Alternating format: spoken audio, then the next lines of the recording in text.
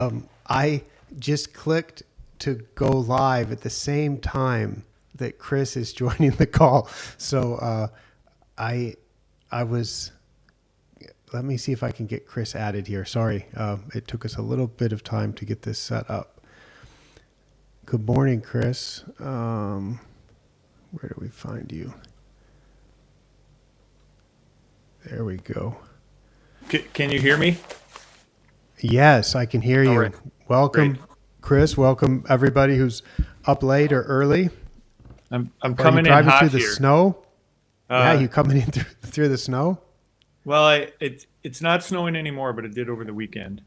And I actually this morning I'm a little bit late because when I set my alarm, I forgot to account for the fact that Monday mornings is trash day, and so I had some work that I had to do before I left home. So I sent you a Well, message before. It's nice to live close because I sent you a message right before I left saying, "Hey, I'm gonna be a few minutes late," and I was almost right on time, but. well, good. Well, thank you for joining, everybody. This is, I think, the fifth year that Chris and I have reviewed his end of season OM246 total organic material test results, and I think this is really interesting. And I'm excited to share it with you. And I know there's people joining this from all over the world who may have some questions or want to make some comments. So if you do, go ahead and put those in the chat, and we will either answer them instantly or sometime later on in the podcast. And so I think we've got questions that we will answer, Chris. A little bit of back and forth between me and you. We'll show some of the key charts, some of the key results from your most recent OM246 test results. Those samples, I think, were taken September 15th. And then we'll show the past 6 years of sand application rate and cultivation and stuff like that. And I've prepared a few slides to show what's normal for sand application rate, because that's, for me, the take-home message that I think is really interesting is you don't have to put as much sand as you might think you do. You don't have to punch as many holes as you might think you do in order to keep the organic material at the surface of a sand-based root zone relatively constant year after year after year. That's the take-home message. So I hope 40 minutes from now or 60 minutes from now or 90 minutes from now, whenever we finish this, that you will understand why that's the take-home message. Yeah, we always, I think the last 3 years, we've said, well, these data are so stable that we should be able to have a pretty short chat, but then we end up talking about many things and other things, and it goes a little bit longer. But Well, let's see your time, Chris. If it's 6:30 now, yeah, yeah, I think I kind of plan to wrap this up in an hour and a half. So I think we'll yeah, finish by 8 your time. Maybe we can even finish earlier if we don't have too many comments, because honestly, there's not so much that we have to say. Let me go ahead and bring up the seasonal OM2 chart. And what we're looking at now is a chart that's highlighted by season. If we look at the orange points and the orange line, those are the autumn results, and that's going from autumn of 2019 through to autumn of 2025. So we're looking at the 2019, 20, 21, 22, 23, 24, 25 seasons. That's seven growing seasons. And I'll let you narrate this. yeah. I mean, you can see a little bit, and I think I sent you a slide yesterday that shows kind of year by year what our processes and our sand look like, and you could see it's really incredible how stable it is. And then there are those 2 years where it's 5.2 and 5.4, and I think in both of those instances, those were years where we didn't aerify, and the sand amount applied was less. But still, if you, I mean, Well, what is a couple percentage points on this, Micah? I mean, we've talked about that a little bit. Well, It's not. you're It's not not much. talking. Yeah, we're not talking a couple percentage points. We're talking I'm a sorry, couple points, tenths a of a couple percent. tenths of a percent. Yes. So My what we're mistake. looking at, it starts off at 4.7%. That's 47 grams of organic material per kilogram of soil in the top 2 centimeters of the root zone. So it starts with that in 2019 October, and right now in September this year it tested at 5.1. So it's fluctuated from 4.7 to a maximum of 5.4. So the total range has been less than a single percent, right? It hasn't gone from 4.7 to 5.7 on average. Right. It's stayed within within a range that varies by 0.7 percent.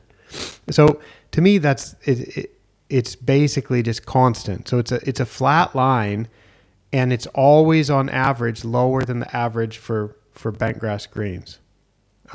And so is that happening because you're putting a lot of sand? We're going to show that that's not the case. Is it happening Right. because you're verticutting all the material out? No. Is it happening because you're applying a thatch decomposing product that's doing it? No.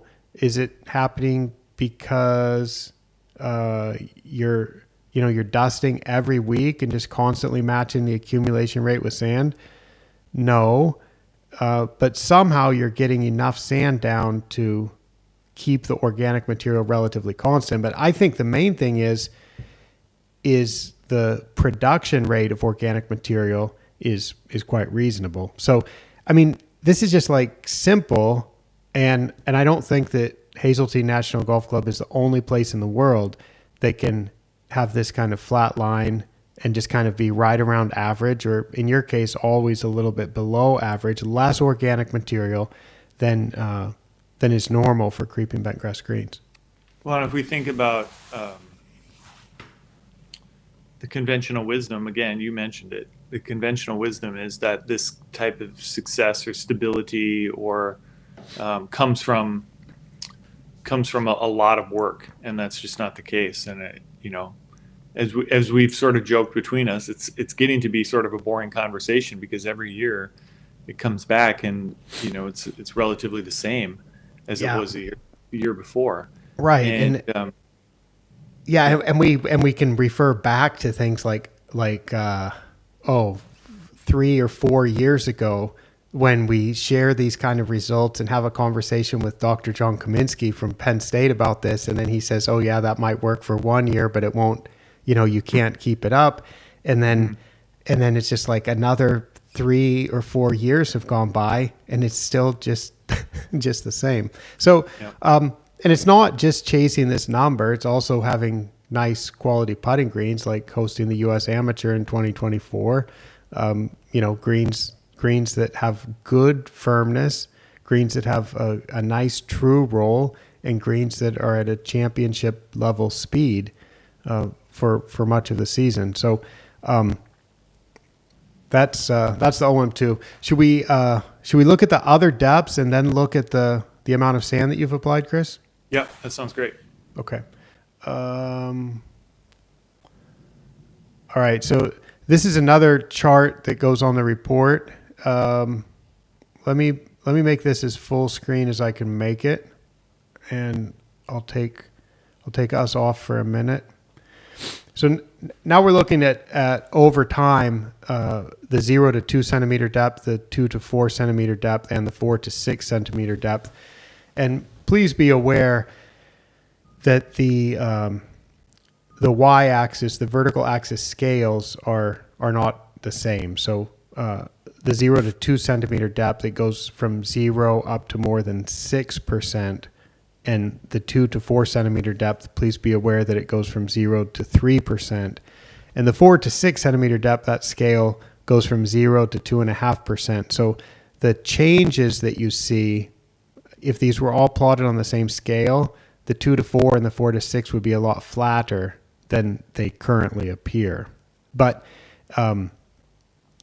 this is something where it's relatively flat at the 0 to 2 centimeter depth, always staying below average for bent grass greens. At the 2 to 4 centimeter depth, even though you're barely punching holes, that somehow manages to go down, which is interesting. And at the 4 to 6 centimeter depth, it's gone up from 1.4 to currently 2%. Yeah, I mean, again, it's a little bit boring to look at, right? It's just kind of the same. We're kind of seeing the same trend happening each year, but that's the whole point of this is, you know, I don't mean to sum it up. You know, we're only 5 minutes in here, but This could be good. It's getting late here, Chris. So yeah, I'll be happy to go to bed. We might be done before 7. But you know, the whole point is that it's as you said, it's great conditions, it's minimal work, and when I say minimal work, that's not just to do minimal work, but it's to have the work not disrupting the golf, and then it's checking those things to make sure, you know, things are staying where they're supposed to be, or that we're in the range that we want to be in, and that's happening. You know, and there might be some questions. Again, oftentimes it's thought that the goal is to have something that looks like the 2 to 4 series, which is a ever diminishing amount of organic material. But I would say, and we've talked about this a lot over the years, Micah, we're quite happy at about 5% OM in the 2 centimeters. We get a nice ball reaction, we have nice firmness, we have nice speed, we have, you know, just generally really nice conditions with those numbers. There's no desire for us to go lower. If we wanted to do that, I'm sure we could do it with some more sand and some more work, but I guess I asked the question of why would we? It's the performance of the surfaces is really good where they're at, so we'll just keep it there. Yep, and it seems like you've got a good plan to do that based on repeating what you've been doing, which seems to be working. Mm-hmm. All right, we've got our first question, so let's go ahead and take a break and spice this up a little bit. This is from Jason Haynes. He asks, can you remind us what a typical year looks like for growth rates, sand amounts, aerifications, things that affect your soil organic matter levels? Chris, this would be, we'll talk about growth rates, but this would be a good time. We can just jump and show your slide now that shows what you've done. Does that make sense to answer that? Yep. All right. Good question, Jason. Chris just prepared this. And so now we're showing on the screen a slide that shows 2021 to 2026. Chris, it confused me a little bit when I saw the 2026 on there. And then I thought about it and I realized that what you're showing is that's the work and the sand that's been done after the 2025 samples were collected. That's right. Is that right? So, yep. So this is what's going to show up. This is going to have an effect on the 2026 samples. Yep. So just to explain that to everyone, I consider the sort of, let's call it not a fiscal year, but an OM246 year to be when the samples are pulled. That ends a year. So when we pull the fall samples, that ends one season and starts the next calendar. So when I pull the samples, that's to look at where we are for that particular year with that particular 12-month cycle of activity. And then what are we going to do in the fall? And because we have pushed essentially all of our sand top dressing to the fall months and after the closure of the golf course, then we'll get those samples, we'll get the results, and then we'll make a decision on how much sand are we going to put down. And then the results, knowing that sand is then going to impact the samples that come 1 year later. So that's how these numbers look. And I look at that, and it back in let's see. So if we summarize this, Chris, there's one, two, in 6 years, there's been 3 times that holes got punched. That's right. Once with a dry eject, Yep. once with a solid tine and fill. Yep. I think in the 2025 cycle, maybe you had a venting, but no, There no was sand there added. was one venting in there. That's correct. So in that Yeah. 2025 cycle, actually, I might go back to the 2024 cycle still because it was right after the U.S. Amateur. Oh, So you're it right. actually would have been, yeah. That would have been in the 2024 cycle. So that got a venting, but no Yep. sand added at No that sand. time. That's right. I forgot to add that. And then the 2026 cycle has a shallow microtine with some sand added. So, and partly some of this. Nice comment, Stephen. He says, proof is in the pudding. He wishes Dr. Kaminsky was on this. Well, Dr. Kaminsky might be. I think he's down in Melbourne, Australia now, so it should be about closing time down there. So maybe he could join us. Well, as Yeah. Steve would, we get plenty of time to sit with Dr. Kaminsky in April and break this all down.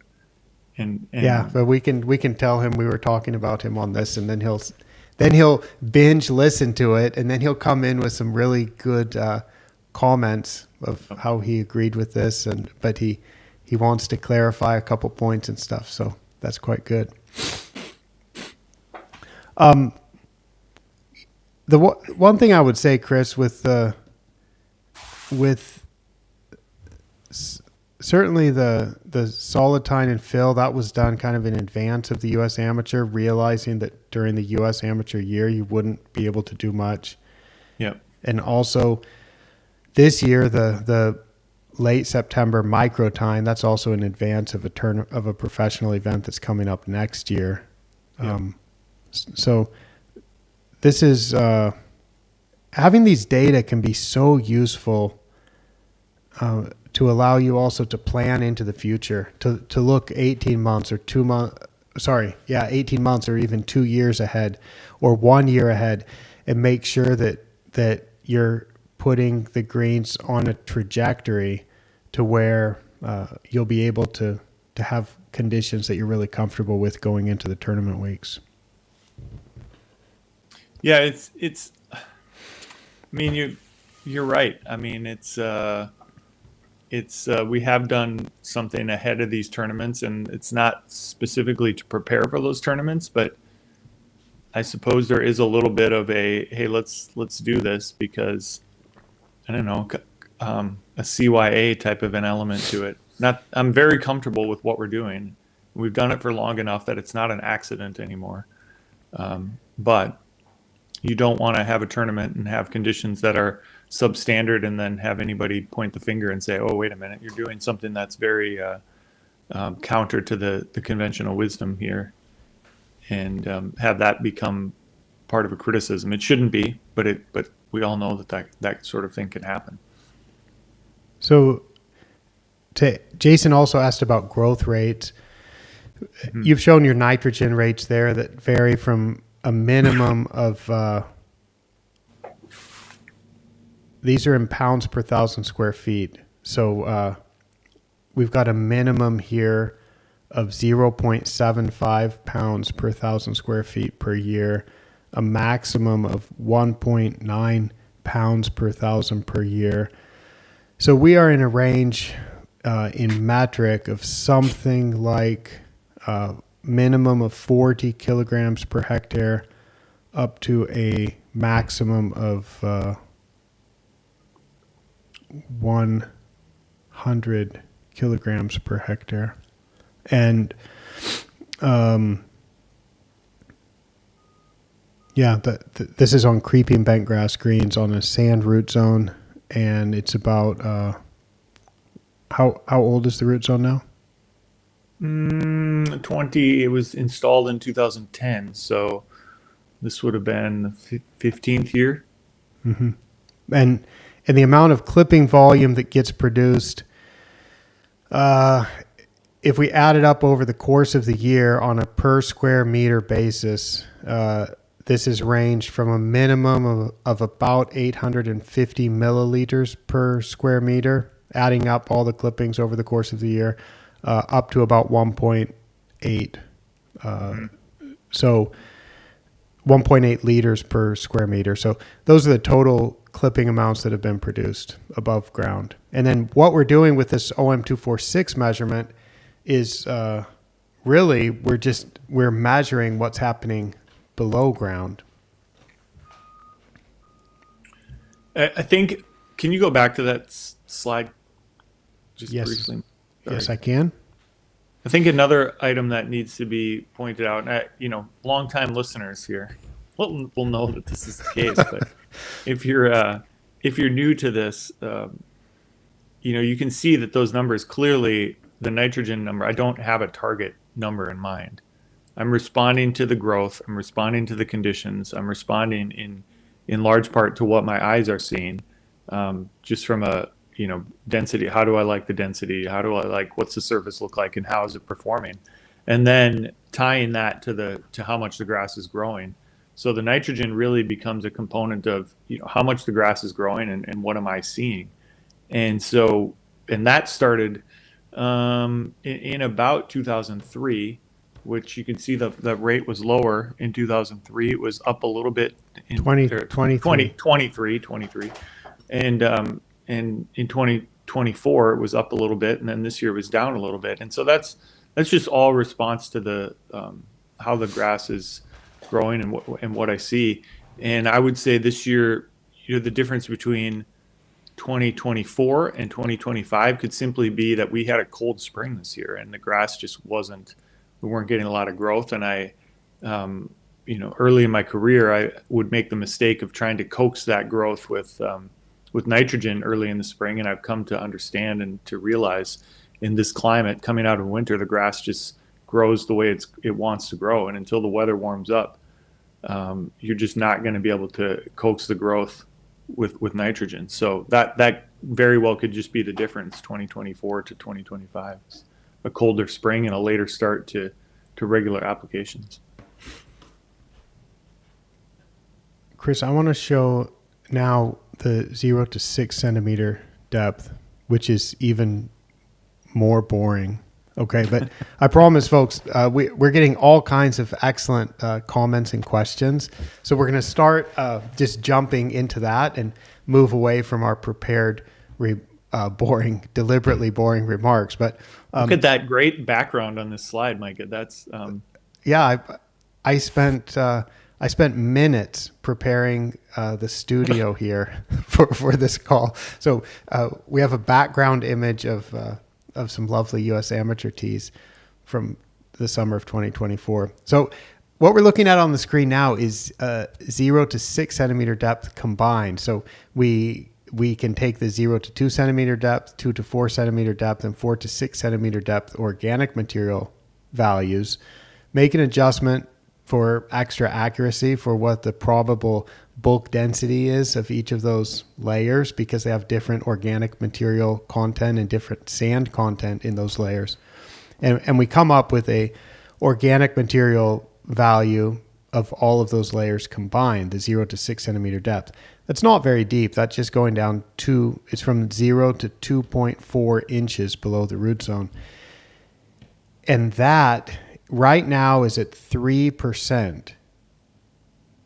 And since the autumn of 2020, it's gone like this: 2.9, 2.9, 3, 2.9, 2.9, a little bit of an aberration last autumn when it was up to 3.2, but this year it's back down to 3. So it's been 2.9 or 3% for the past 6 seasons or so, which is quite boring. But that tells me not just at the 0 to 2 centimeter depth, but even going down deeper, it's not that the organic material is is accumulating deeper.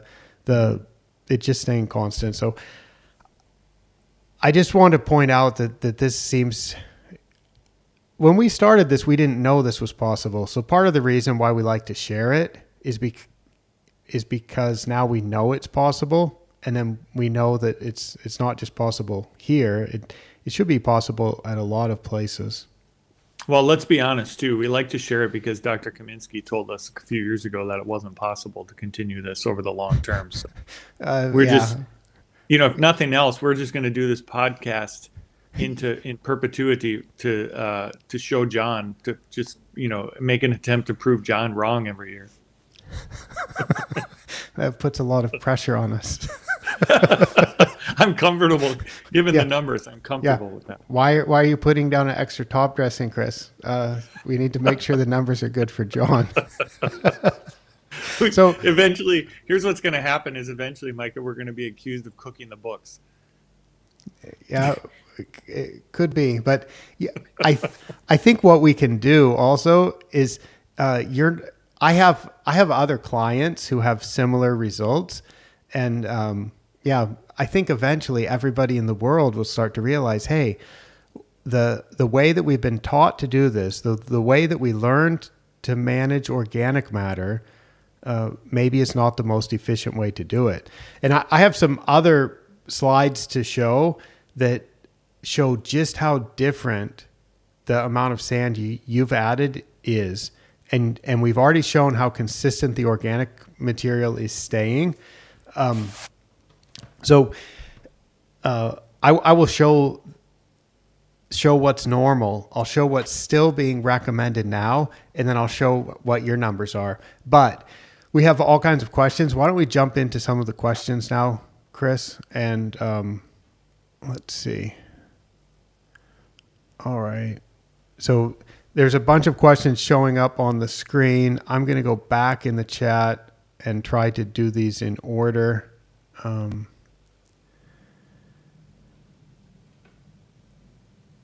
right. Randy Longcare asks, how many times or years does it take one to be at that sustainable, boring state if he starts to apply all the techniques in his management?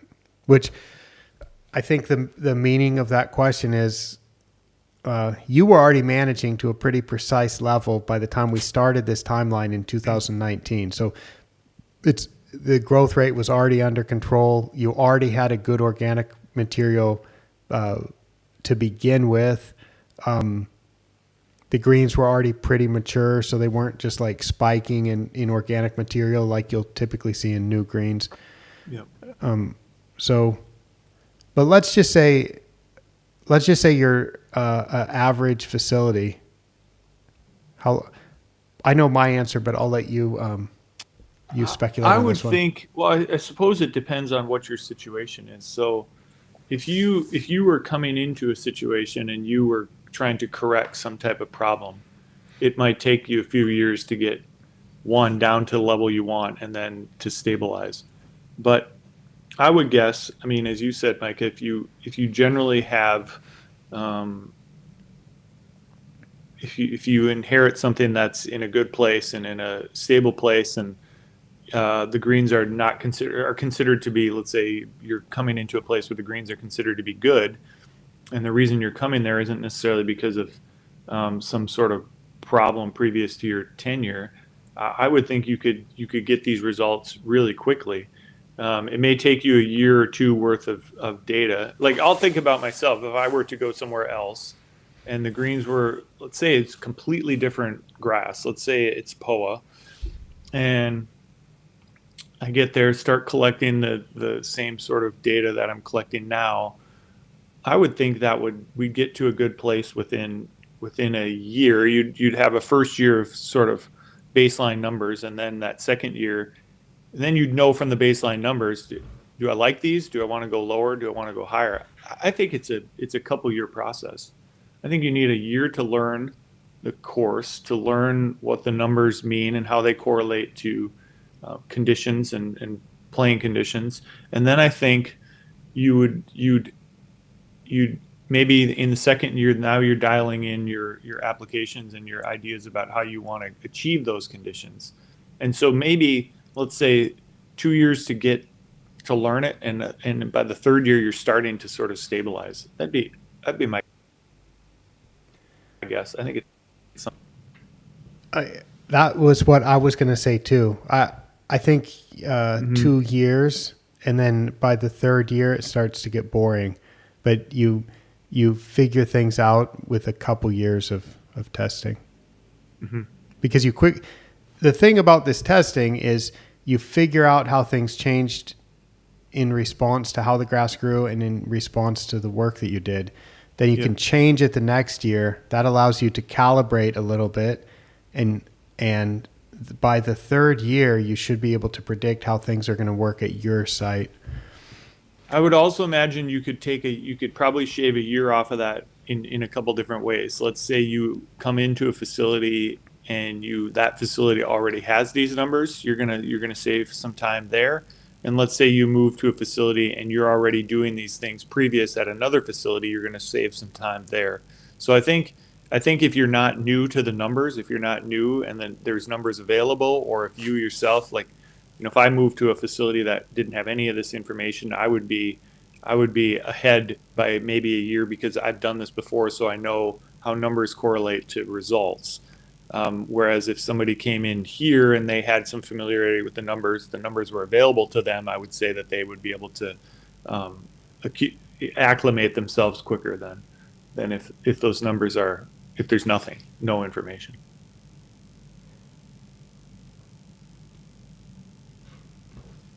Dr. Daniel Hahn has a question.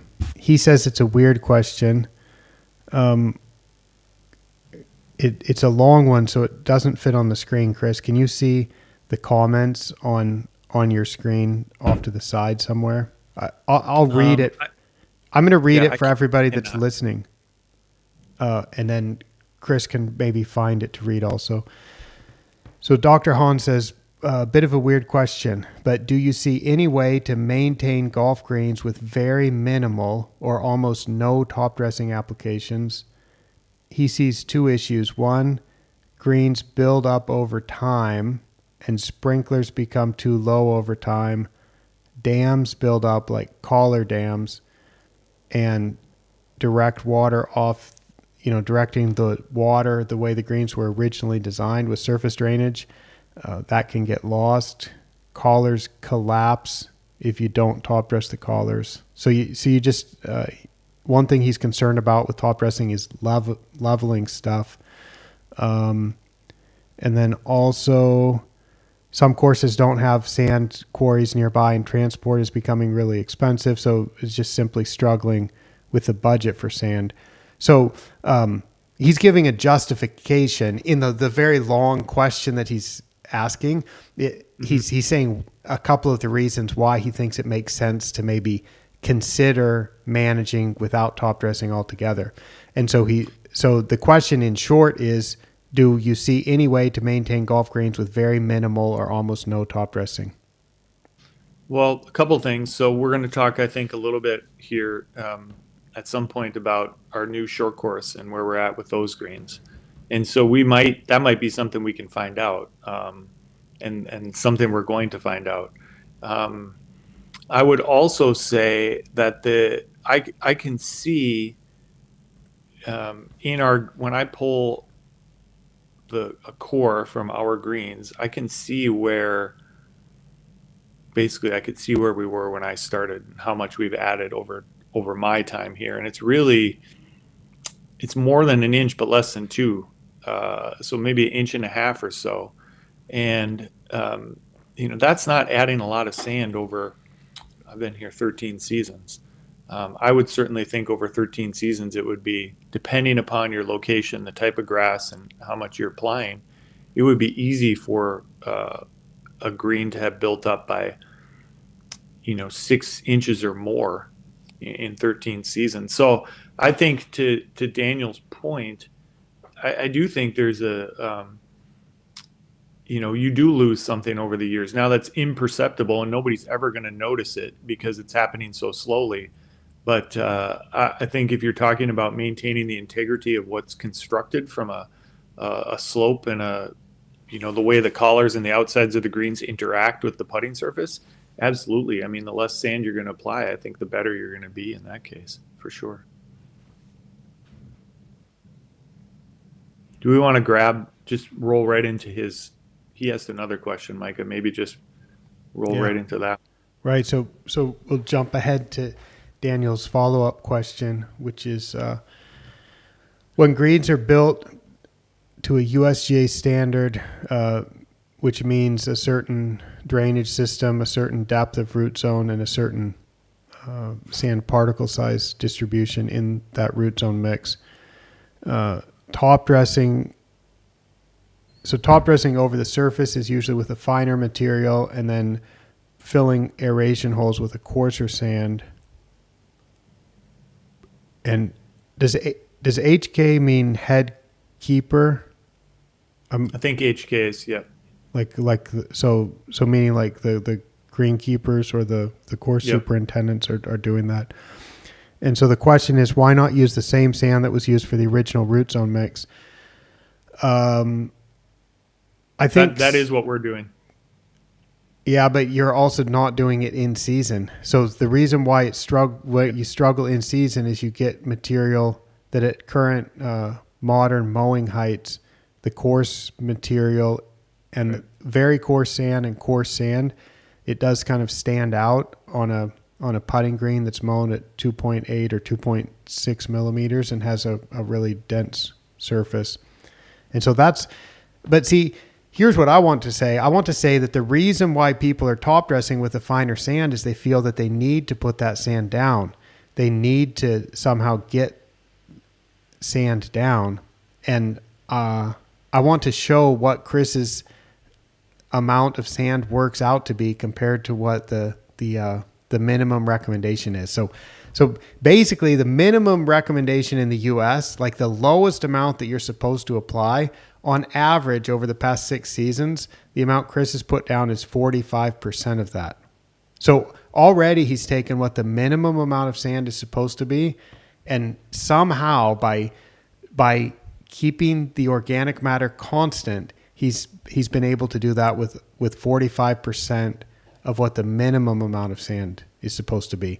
And this is jumping ahead to the end of a few slides that I prepared to show exactly what these numbers are. But the middle range of the standard recommendation right now in the US, not the minimum amount that you're supposed to apply, but the standard amount that you're supposed to apply to keep organic matter under control, the amount that Chris has applied on average is 30% of that. And so the question that you're asking, Daniel, is why not use the same sand that was used for the original root zone mix? I think a lot of these problems are self-imposed because we think we have to put this sand down, and I'm suggesting that we don't even have to put the sand down that much. So the problem goes away, not so much that we can just change the sand we're using and get away from a fine sand and a coarse sand and just use the original root zone material. But I think we can just put less sand in general, and that makes it so much simpler. Do you want to add anything to that, or should we jump to nitrogen rate?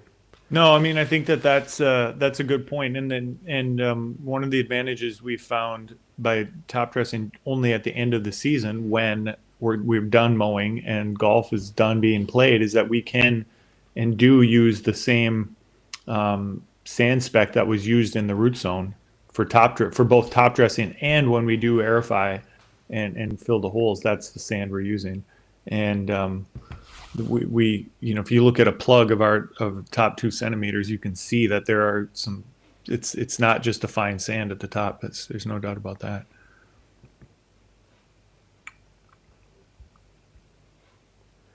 Stu Bradshaw asks, are your nitrogen levels based on growth potential calculations? Yes. Sort of.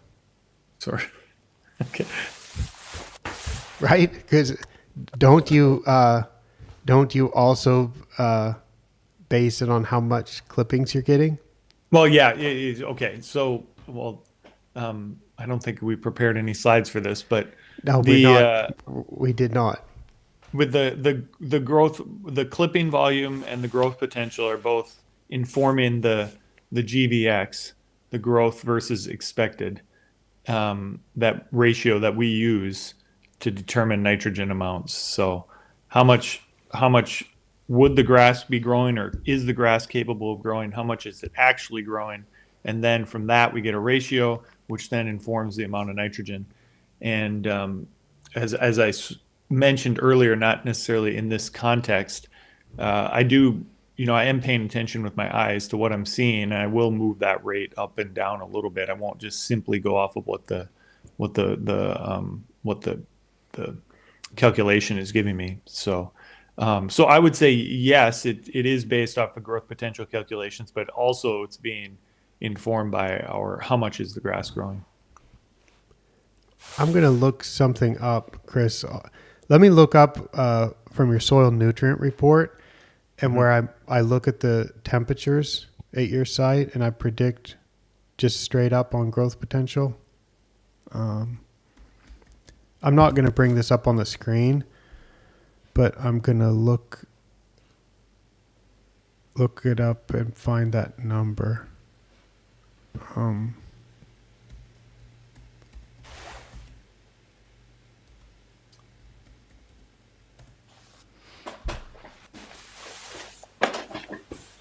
So if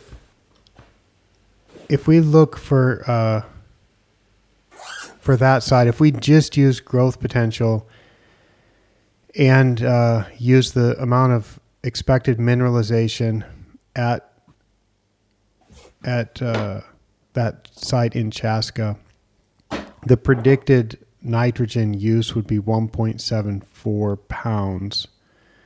And so that's going to be about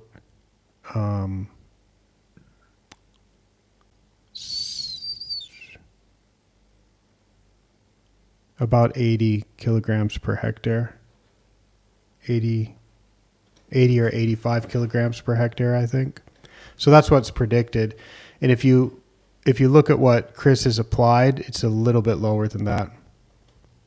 So when you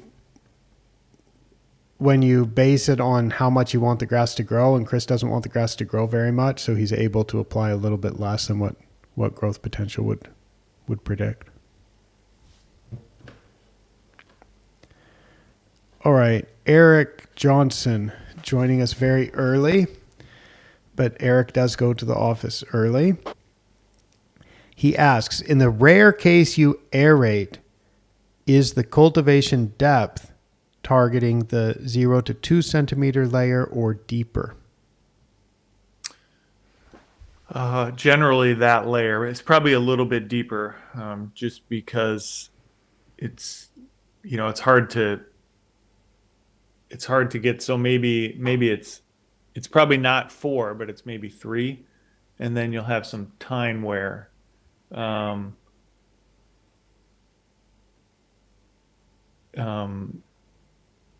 Tine wear that will keep that layer. We're affecting that. We're trying to affect the 0 to 2. I'm trying to think of how to say it.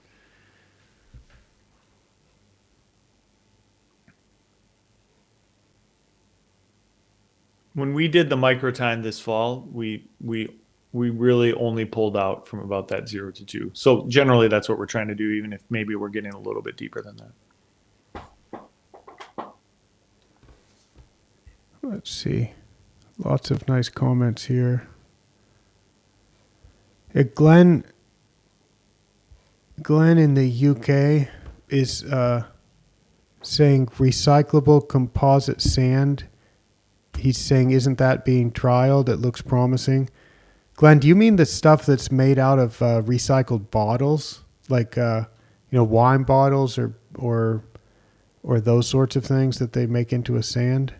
I've seen in Japan they make it out of sake bottles.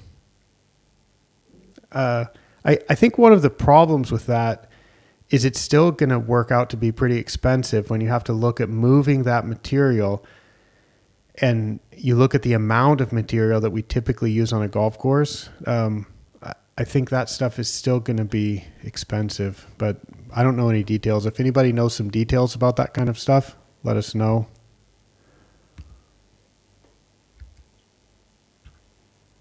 Uh-oh. John Petrovsky's coming. John, I'm going to show some stuff from of what the USGA is recommending. So, or has recommended in the past. So this will be good. John's got a nice long question for us, or comment, which also doesn't show completely on the screen. So I'll read it. Kind of building on Dr. Hahn's question.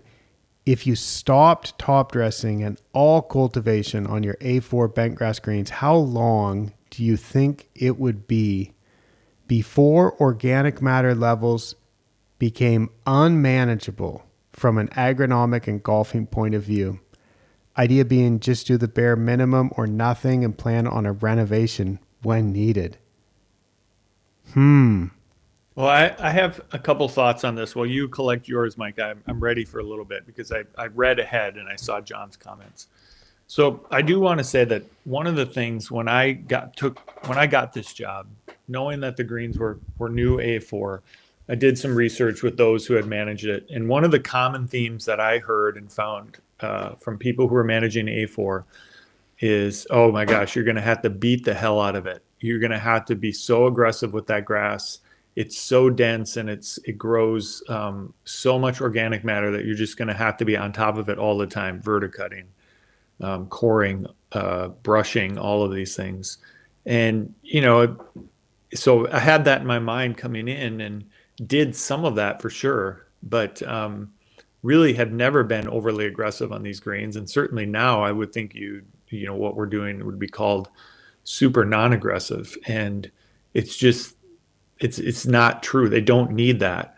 And I would suggest that any grass, no matter the density, can be managed non-aggressively as long as the growth rate is being managed appropriately. I would doubt that you could probably go without any top dressing. I think that's probably not going to be ideal for a lot of reasons.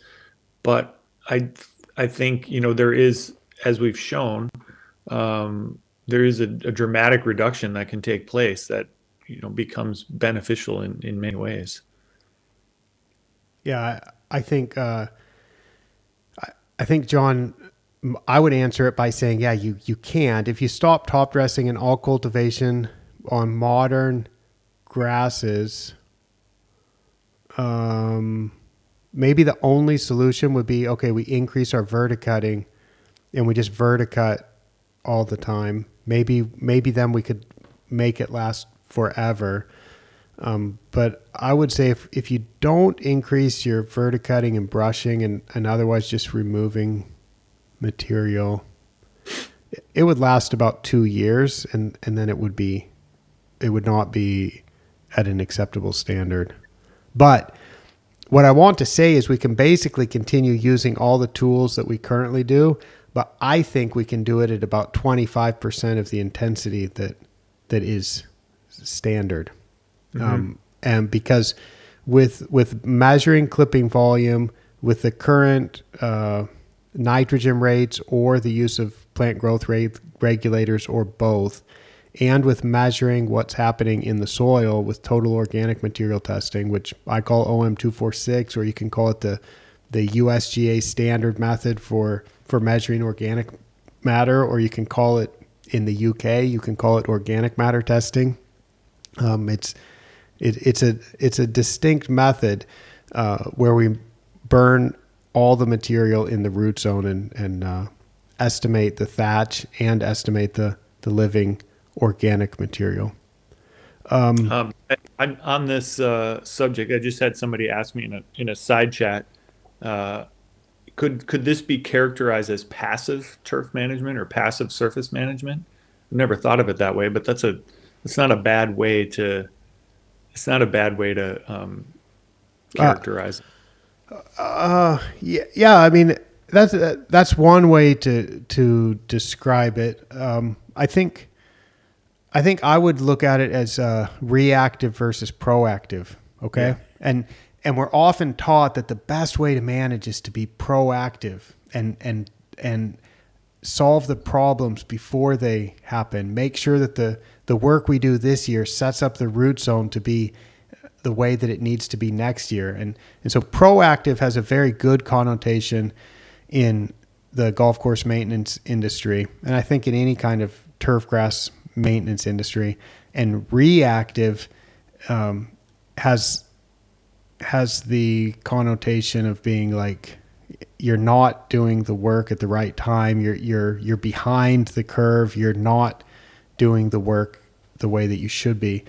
But actually, because we're dealing with nature, because we're dealing with microbes that are breaking down organic material, because we're dealing with a drought this year, a heavier than expected, a heavier than usual rainfall the next month or the next year, we're dealing with a cold spring, we're dealing with a warm autumn, we're dealing with with trees that grow taller and add more shade. We're dealing with a living and a variable system. And I think it makes a lot of sense to measure some important things and then react to those. React to the playability of the surface, react to how much the grass is growing, react to the weather that happens that we can't predict, and react to the total organic material changes in the soil. And so I wouldn't call it passive because you're definitely taking actions. I like to think of it as we're reacting, and in the way that we're reacting, we are being proactive, and we can see that in the results that you're getting, where it's high quality surfaces, and as far as the organic matter goes, it's just a flat value. So yeah, maybe some people can think of it as passive. I kind of like to say, hey, it's reactive, but reactive in a good way, reactive in a way that has the same effect as being proactive, except if we're proactive but we can't predict the weather, we often end up doing too much. Well, it's interesting. I'm just thinking about this as you're talking, and there's all these preconceived notions of how turf should be managed that come from years and years of managing turf. And it's not to say it's wrong. I'm not going to suggest that. It might sound that way, but like when I ask people about managing A4, the preconceived notions are that the A4 is needs to be aggressively managed, needs to be brushed, needs to be verticut, needs to be groomed in order to be a good surface. But that's not necessarily the case, and it's not. It's been proven to be the case. It's been proven that sort of things are not necessary in what we're doing. But how much do the preconceived notions about how we're managing turf or how we're supposed to manage turf, how much do they weigh into then how people do manage turf? And I'm not trying to say it's wrong, but it leads us down some roads that I think are maybe not 100% necessary. One more comment on John Petrowski's comment at the end. He said, do the bare minimum and plan on a renovation when needed. I would say that what we're showing over 7 years, and again, as Dr. John Kaminsky would point out, he doesn't believe this can last forever, but over the course of 7 years, I think what we're seeing is that, eventually you're going to want to renovate for all sorts of reasons, but I don't see this climb. We're not seeing this climb in organic material buildup that would lead us to, if I were just to pull the trigger on some kind of renovation at some organic matter level, I don't know what that would be, 8, 10, 12. When are we, it's going to take us a while to get there at this rate. So I guess the point I would make is if, and I've heard that comment, and I've had a discussion with a colleague who has that sort of was thinking that, just rebuild your greens, don't do anything to them for management for organic matter management, and just plan to rebuild them again in whatever time frame that is, 8, 10, 12, 15 years. But I would say that what we're doing is sort of showing that that's not going to be the case. After 8 years, that you can have them stable. In 10 years, they can be stable. In 12 years, they can continue to be stable and not just sort of deteriorating. All right, everybody, we have a few more comments, and I'm sure there's going to be some more.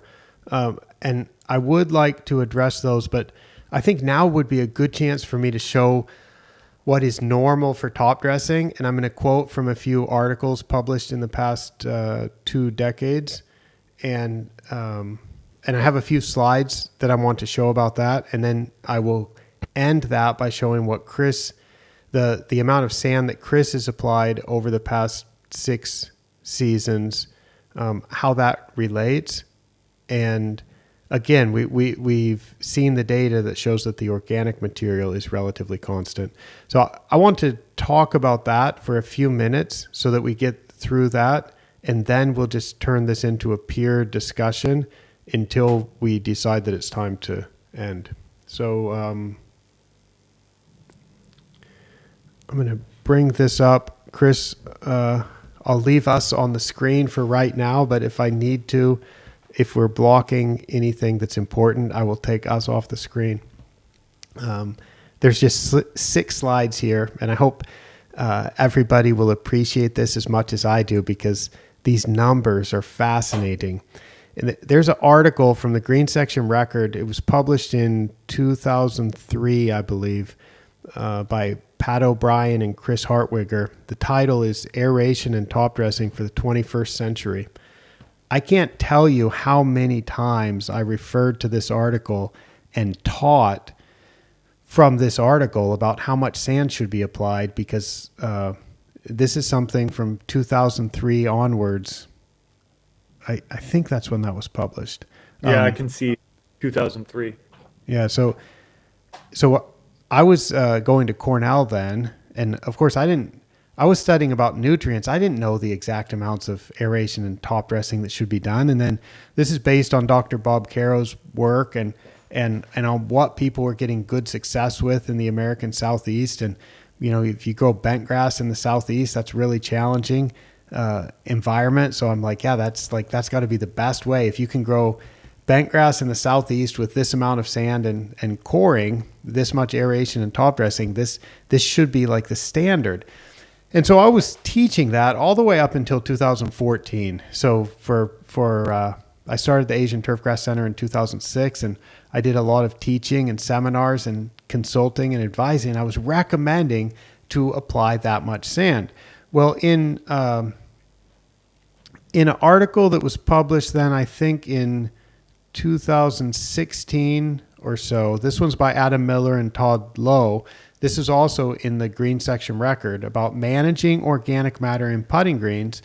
They refer back to that article from 2003, and they say that this is a direct quote from that 2016 article, and they say, to keep organic matter content below 3 to 4% in the upper root zone. I'll interject here and break my quotation and say that this is a slightly different method of organic matter that they're talking about, a slightly different method of testing, but that was the level of 3 to 4% that they were looking for back in the early 2000s using a slightly different method of testing. To keep organic matter content below that level, back to the quote, these articles recommend core aeration treatments that impact 15 to 20% of the putting surface each year, and top dressing programs that incorporate at least 40 to 50 cubic feet of sand per 1,000 square feet annually. End quote. And that's 12 to 15 millimeters of sand per year, or 190 to 240 tons per hectare per year. So this is what was recommended from 2003.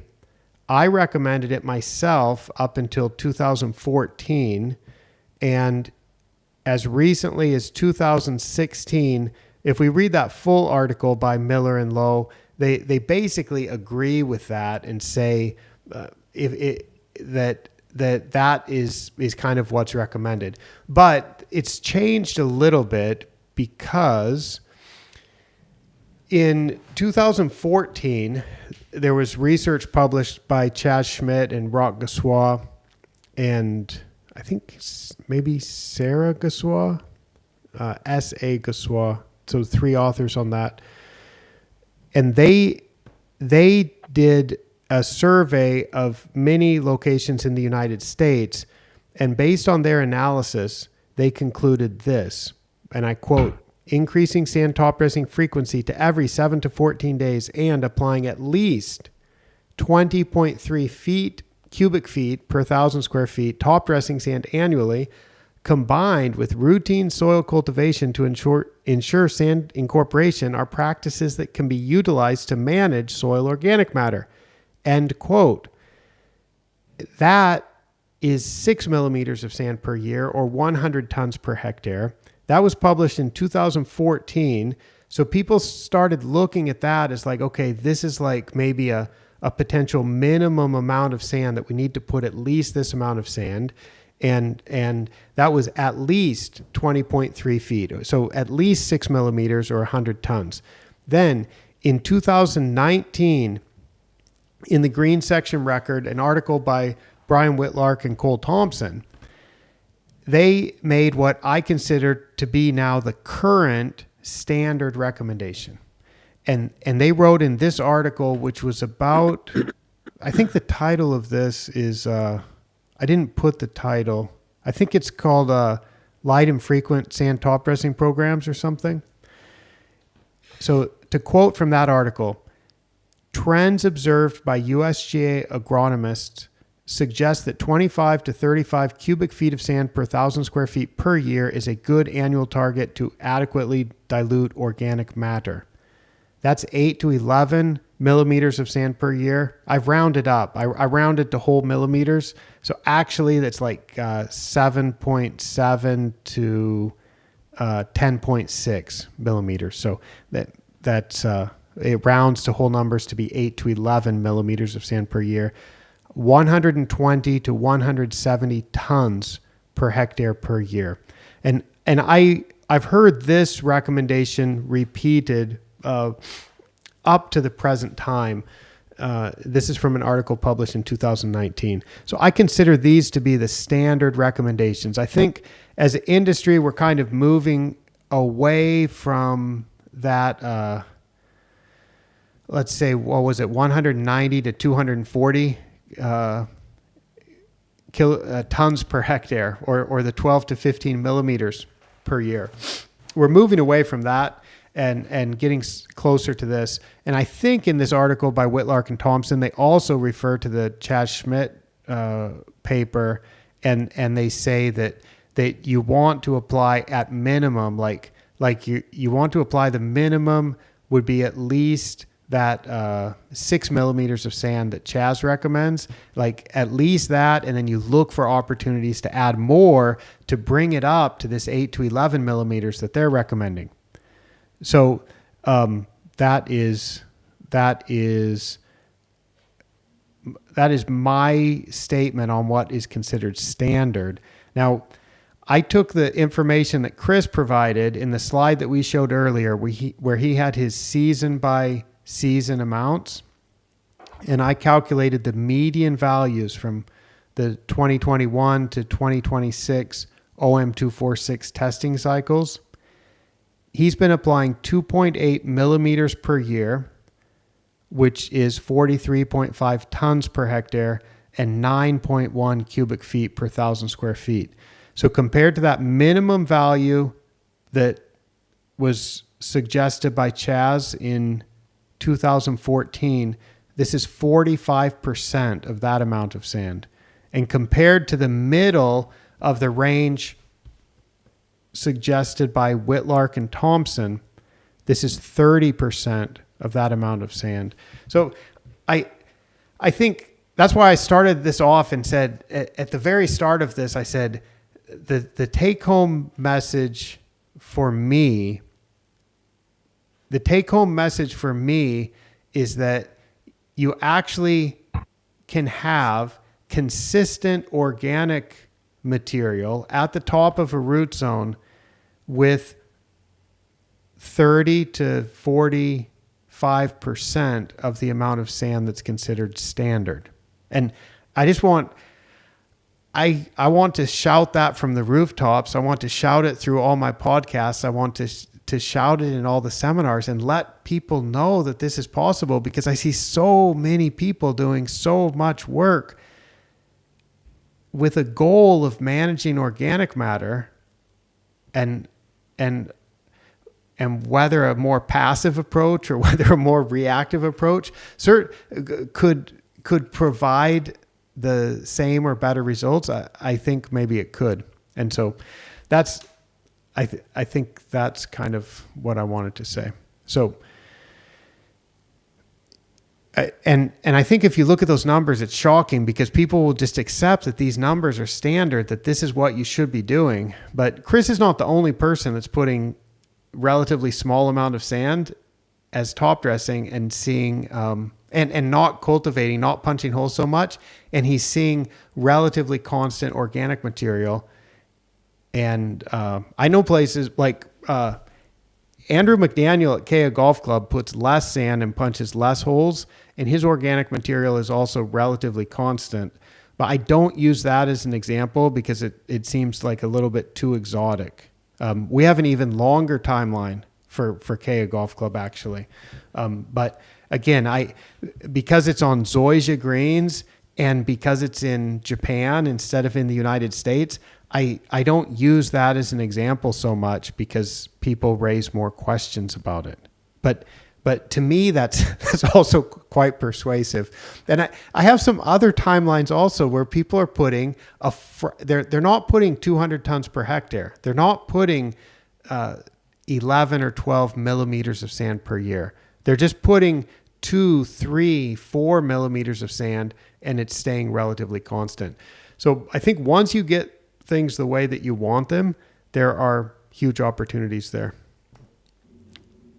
Okay, Chris, that's enough of me ranting. Should we just start answering questions until we can do some more questions? Yeah. I'd like to wrap this up in about 15 minutes if we can. So, okay. Anybody that's got questions or comments, send them. We'll answer as many as we can. And if you all really have a lot more questions that we can't answer, I will come back and try to answer them, and I'll try to coerce or convince Chris to do it also. Micah, can you double cut in office hours? Oh, so we would do a double cut and just, that would be very meta, wouldn't it? Could we office hours a double cut? All right. I'm going to scroll back because I can see, I'm showing on the screen the most recent comments, but I can shoot back. Let's see. Randy wanted, can we see Chris's nitrogen mineralization estimates per month? Randy, I'll show that another time. I'm not going to bring that up, but he gets a little bit of, I'm not going to show it on the screen because it's too complicated, but I'm predicting, because he has cold soil temperatures there because he's in Minnesota, and he only has 1.3% soil organic matter. So his nitrogen mineralization estimate is 0.3 pounds per 1,000 square feet, which is, man, I'm really struggling with the pounds to metric conversions today, more than usual. So 0.3 is going to be maybe 15 kilograms per hectare.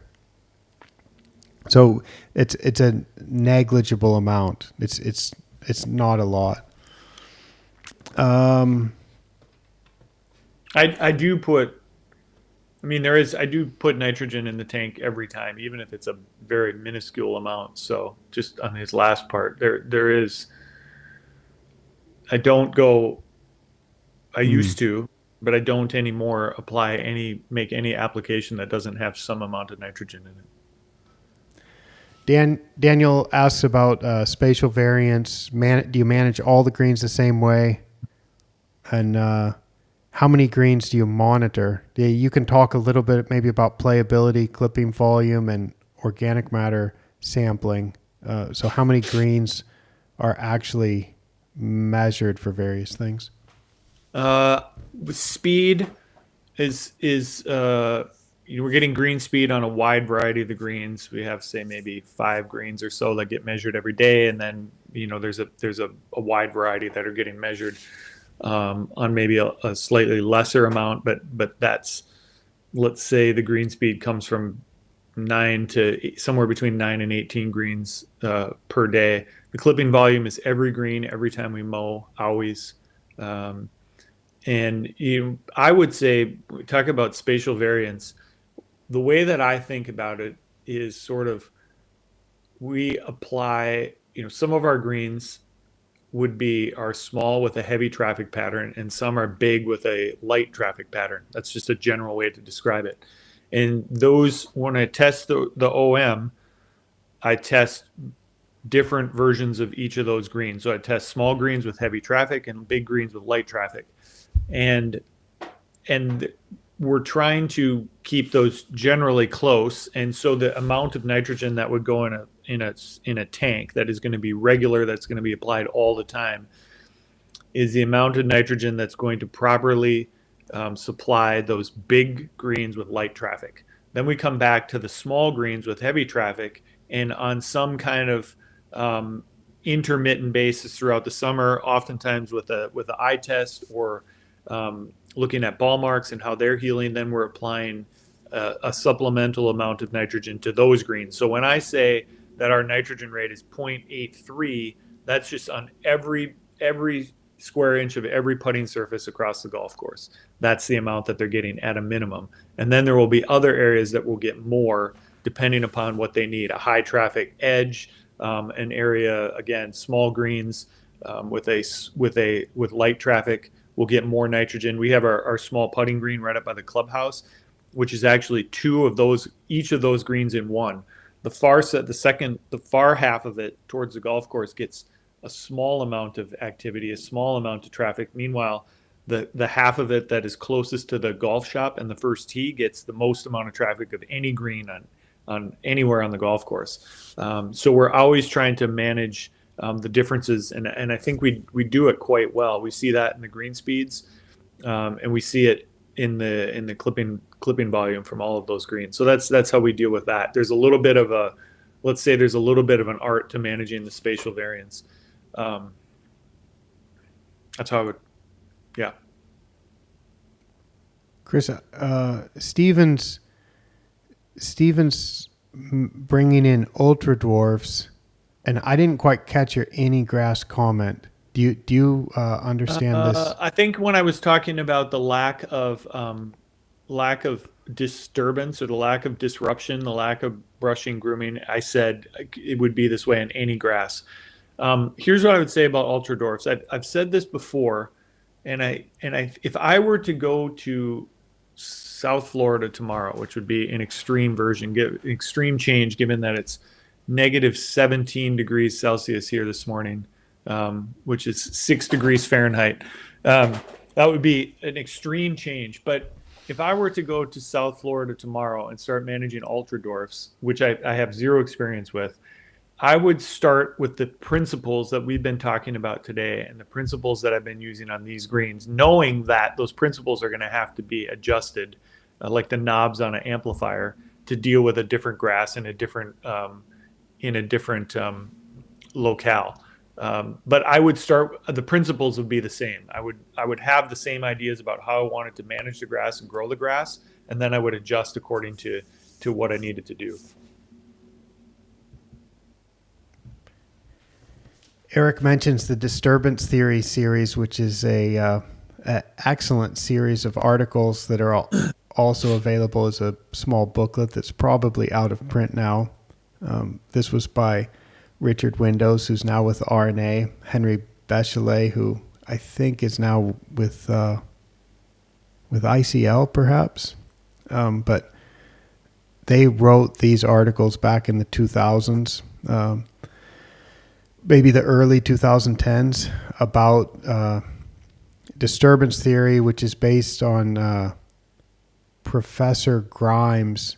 The late Professor Grimes says that there's plants that thrive in a competitive environment, in a stress-tolerating environment, or in a ruderal or a disturbed environment. And they recommended to favor specific grasses like fescue or bentgrass, disturb the surface in a way, or don't disturb the surface in a way that will favor your desired grasses. So Eric is mentioning disturbance theory and saying that's equivalent to minimalist passive management. And I think there's certainly something to that. Because I think, Chris, part of what you're doing is trying to grow bentgrass and not Poa annua. Right. So if you're putting more nitrogen, if you're doing more coring, if you're doing more disruption, those are the type of things that we would expect to favor Poa annua invasion. Well, I that makes me think when Eric says that going back to my time at Northland, when when Dr. Kaminsky was setting up these Google Meets, and Micah, you would have been a part of that. That's when we first met up, and Eric was oftentimes a part of those. That was the disturbance theory was something that was often discussed in those meetups.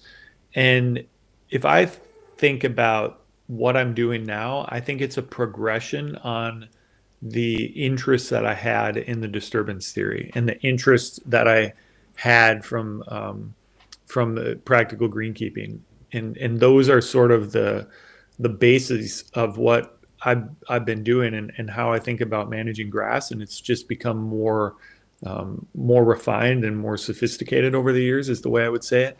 The other thing, I just got back a couple weeks ago from my 7th trip out to Bandon Dunes, and Eric's old stomping grounds, and it's you can see the disturbance theory at play at Bandon in the fact that all of those greens now are basically Poa, because the resort is so busy and gets so much play that the ability to keep fescue on a putting surface is, I think, proven to be very difficult, which I think is a little bit unfortunate, but just the way that it goes. And there's nothing wrong with the Poa surfaces are awesome and they're great to putt on.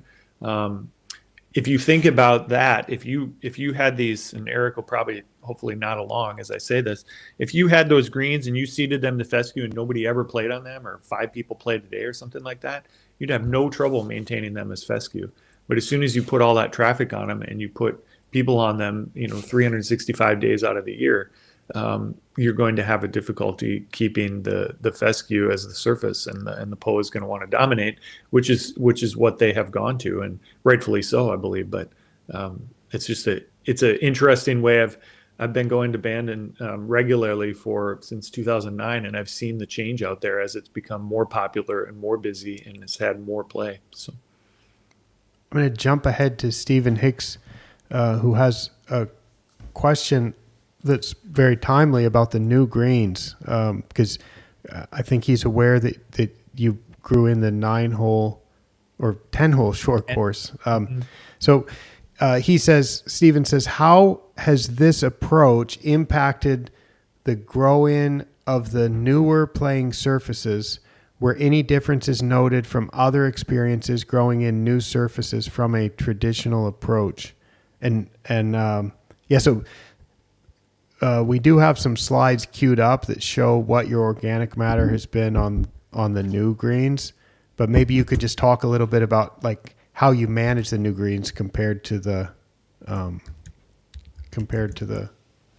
classic or the championship course. I would, let's see, how do I want to, just as a broad comment, I would say that in growing the greens in, I obviously wanted to have I wanted to limit the amount of POA that came into those greens through the grow-in, which I would say we absolutely have done. There's I would say virtually no POA because I can't think of having seen any POA. I think a little bit in the native soil fairway areas, but on the greens with a clean root zone, a sand root zone, I can't say that I've seen a POA plant. Um, so I would say my goal was to get those greens grown in as fast as possible. And so, Micah, you and I worked a lot together on the nutrient levels on this, making sure we had the right amount of phosphorus, the right amount of potassium. It And was then, borderline, right? Well, yeah, right at the borderline, limit. right on the limit. That's right. But enough to make sure that nothing was, that it wasn't inhibiting the growing of those greens. And so the easiest way to say it is that we just tried to get 100% cover on those greens as fast as we could. And I sort of thought about it as a race. In the end, what it ended up being was a race to 5 pounds of nitrogen, 5 pounds per 1,000 square feet. And once we got to 5 pounds per 1,000 square feet, and that wasn't necessarily the target going in, that was just we got to 100% cover or close to it, and we were at 5 pounds. And I'm like, okay, we're going to stop here, and now we're going to move to an amount of nitrogen that's closer to what we're doing on the championship course. And So and I would from say, from the time go of ahead. seeding until you applied 5 pounds, that's what it Yep. took to get. So, Right, to so get to I where just, to finish the grow in, is the way I would look at it. okay, so I'm just interrupting to say that's 250 kilograms per hectare of nitrogen. And now back to Chris's story. Hold on, I had to do a little bit of my send a message here for my real job. Oh, okay. So 250 kilograms per hectare. And I will say this is why I prefer grams per square meter, because we can always keep the numbers on a scale from 0 to 100. Because once you start applying a lot of nitrogen, you go up over 100. But it's recommended for units to, if you can, use units that will be on a scale that are whole numbers from 0 to 100. So if we do grams per square meter, which they do in Japan, and that's where I really have done a lot of studying of the metric system. I like grams per square meter because we can say 25 grams per square meter instead of 250 kilograms per hectare. I think that's a little bit simpler, a little bit more elegant. Back over to you, Chris. Yeah. So once we got to 100% cover, then we basically went to sort of a regular approach, nitrogen approach, with very small amounts regularly every time we had the sprayers out in the greens. And that might be a little bit abnormal. I haven't done big growings like this, so I'm very much reacting in this instance to my eyes more so than what the volume was. We kept the clipping volume from once we started collecting clippings. We kept it every day. We have all the same data. We've done the OM246 for 2 years. Last year when they barely had grass on them, we did the OM246, and this year with full grass on them, we did the OM246. There's the results. And so what we were trying to do is just get to where we needed to be as fast as possible, and then back off and have those greens be managed in much the same way as the championship course greens. And, Chris, I was really surprised when we did this testing. So I'm showing the chart now with the short course total organic material. The OM2 last October, on October 15th of 2024. So at that point, you weren't up to 250 kilograms of nitrogen at that point, were you? You weren't up to 5 No, pounds? we didn't get to that mark until early in the spring, sort of, May, maybe early June. Yeah. So at that point, they were 1.8%, which is about as low as you're going to measure on creeping bent grass. It was really hard to get the samples to hold together last year. We maybe had, when I did these samples last year, maybe we had 75% cover or something like that, or 80% cover. But as one of the ways I referred to it was when you're growing in, even at 80, 90% cover, you've got a collection of individual plants. And then by the time we took the samples this fall, now we had a turf, and I think everybody can understand what I'm saying there is, a collection of individual plants, which is all, very much there's an open canopy, even if it's covered mostly. But once you have a turf, then that turf is knitted together. Now you're actually, the ball is rolling across a matrix of plant parts as opposed to just having individual plants. And then so I was surprised how you're up at 5.1% now, which is very similar to what you are on the championship course. Although we would expect on the new greens, maybe there's a bit more living material there that's also included in this measurement. But 5%, it was a little bit higher than I expected. I thought maybe it would be like 4 or something. How did you top dress this year, Chris, on the short course? Hold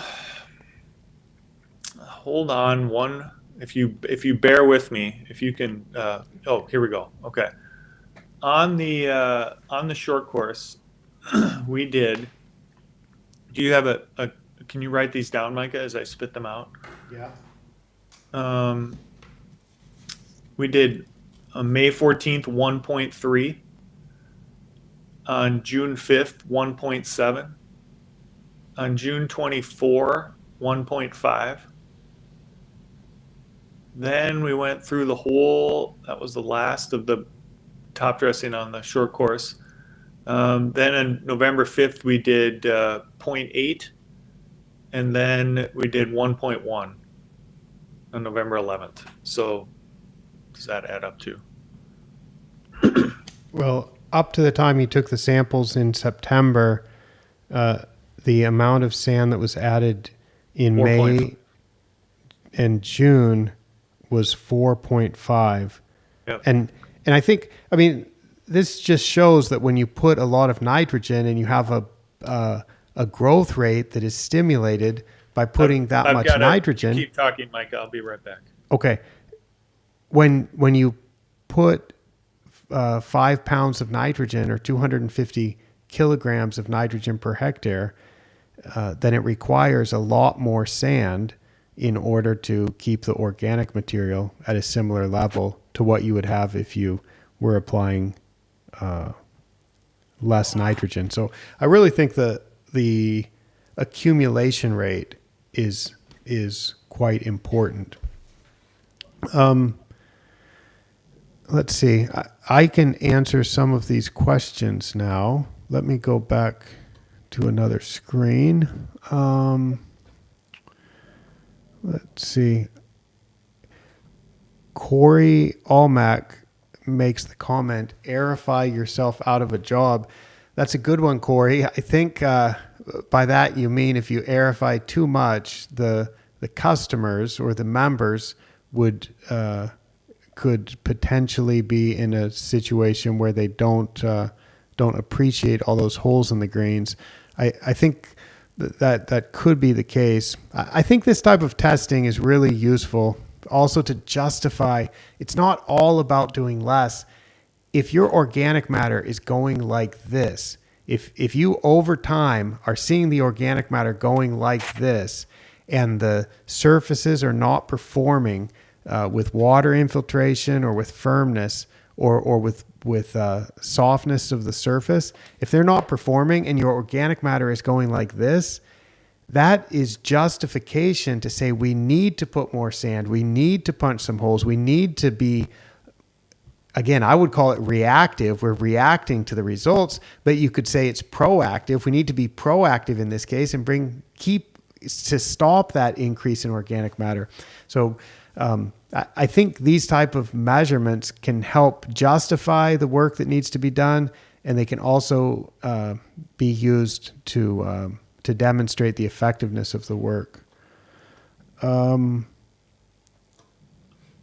Stonecker asks, at what depth are you targeting microtine and venting? Venting, you were down to probably 3 inches or so. Yeah, maybe something like that. Maybe maybe 3 inches. I mentioned this earlier. I mean, we're trying to impact the 0 to 2 centimeters, but knowing that we're going to go a little deeper than that, but we're not concentrating on anything. We're not trying to get depth when we do those things. And this is a nice comment from Golf Super T90. The last 5 years, I've been applying 25 tons over 4 acres each November. 25 tons total over. Yeah, I get confused. I want to recommend on the ATC website, you can get. I would need to use this too to figure out what that rate is. At the ATC website, you can go and find just search for the OM246 calculator, and it's got a sand conversion rate tab, so you can convert between millimeters and tons and so on. So tons per acre is not a unit that I'm able to convert in my head. But seeing the organic matter go from 5.77 to 4.91 shows that that's effective, and that's certainly way, way, way less sand than is typically recommended.